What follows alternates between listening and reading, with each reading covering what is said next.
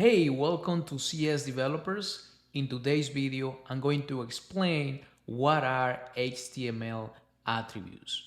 In HTML, you have elements, as you can see, like the H1, the paragraph element, the image element, and so forth.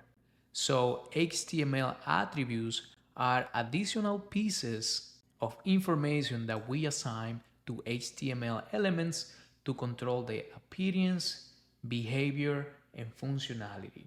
So let's go over a few examples. Okay, so this HTML element has three attributes. It has an ID, class, and style. So to provide an example of an attribute that controls the appearance, you can use the Style tab that allows you to add inline CSS to the HTML element. For example, here I'm applying this color, but if I update this to red, now as you can see that the title is not red. For another example, here we have a link or an anchor element, and it has the href attribute, which control where this link is going to take you to. In this case, it's going to take you to example.com. So if I click it, it takes me to this example.com domain.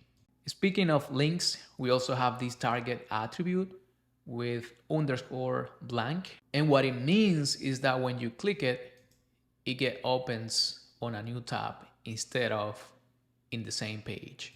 For a functionality example, we can take a look at the type attribute on input elements. So as you can see, the type here is checkbox, which is adding this element right here. If I change this to password, now instead of the checkbox, it becomes an input to enter passwords. Speaking of attributes that can be applied to inputs, we also have the placeholder. As you can see, enter your name.